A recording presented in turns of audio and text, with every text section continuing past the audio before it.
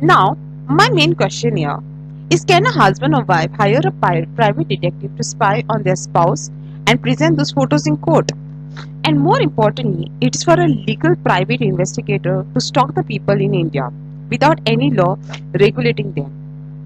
Now here, this is a landmark judgment of Himanshu Chordia versus State of Rajasthan, that the Supreme Court of India tackled these exact questions. A division bench of Justice Sanjay Karol and Justice Vipul M. Pacholi delivered a crucial observations on admissibility of private detective evidence on matrimonial dispute under Section 125 and issuing urgent directives to regulate a private investigation. Hi, I'm Cleta Laurencio, and in this video, we break down the entire judgment slide by slide, covering the facts, privacy concerns, historical legal precedents, and global benchmarks. Let's dive in.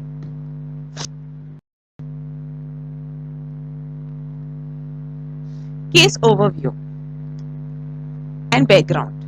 Now, to understand the Supreme Court judgment, we first need to look at how this case reached the apex court.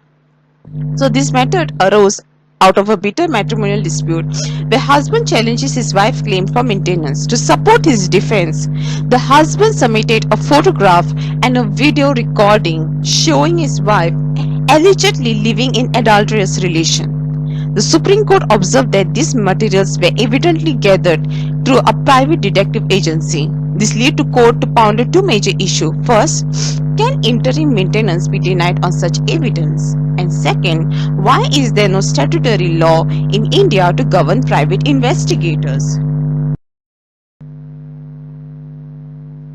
Key parties. Let's look at the legal fight between the parties. Under a wife is a distiled from receiving maintenance if she lives in an adultery.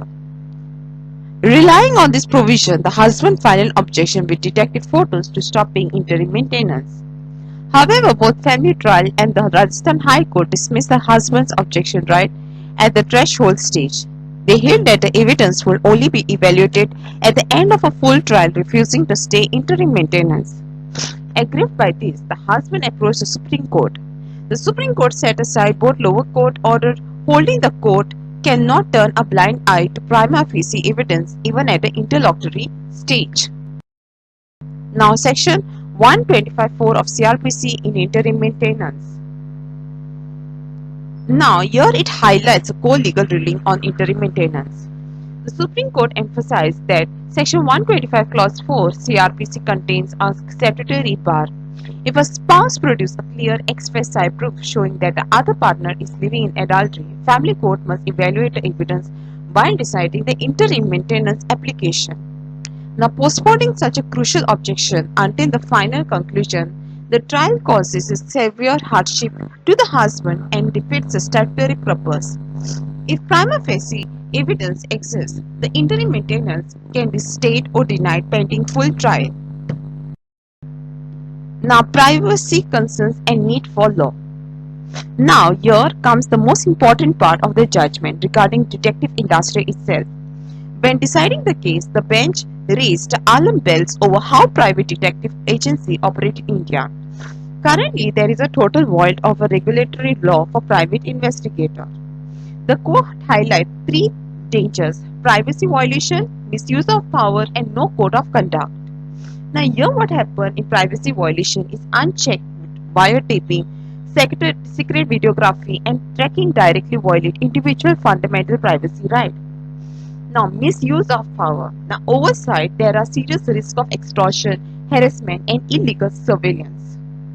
And when it comes to the code of conduct, currently anyone can set up an agency with minimum qualification, licensing, or a legal accountability. Admissibility of a private evidence. Now, this brings us to crucial legal questions. Can a private detective evidence be used in a criminal trial? Now, the Supreme Court referred to its landmark three-judge bench precedent, Navichandra and Mahijitya versus State of Meghalaya 2000. Now, this law is very clear. CrPC and BNS do not recognize private investigative agency as the official legal bodies.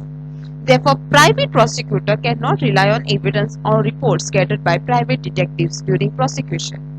However, the defensive or private individuals may produce such evidence in court at their own risk and a cost, subject to strict proof and a cross-examination under Indian evidence law.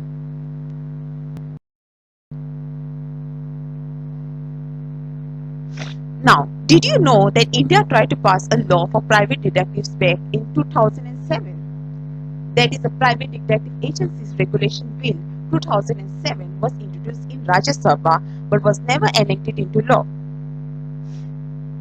Observing this legal legislative void, the Supreme Court took active step. The bench directed that a copy of this judgment be formally sent to Secretary, Ministry of Law and Justice, and a chairman of the Law Commission of India to examine framing comprehensive statutory rules and grievance redressal forums.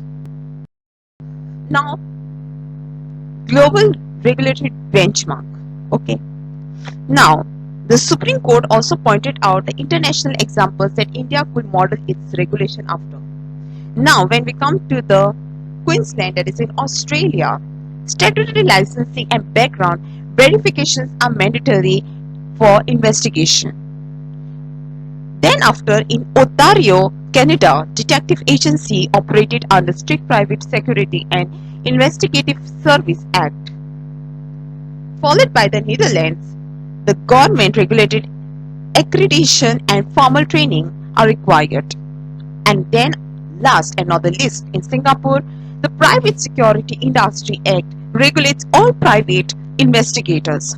So here what happens is, the Supreme Court recommended Indian lawmakers refers to this global jurisdiction to craft a balanced regulatory framework. Now when we come to the summary of the directives and findings, let us quickly summarize the 4 keys ruling the judgment as shown in the table. Now, interim maintenance, there is the express proof of adultery sentence. A wife under 125(4) CrPC and the lower courts must evaluate it at threshold stage. Private detectives, unregulated surveillance, threatened privacy statutory rules are urgently needed. Evidentiary value, private probes are not official investigations under CrPC. BNSS, prosecutors cannot use them, but defense can present them at their own risk.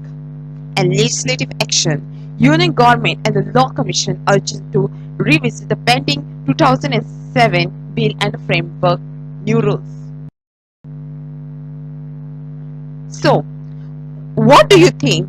Should India enact a strict law licensing private investigator, or will they restrict individual freedom? Let us know your thoughts.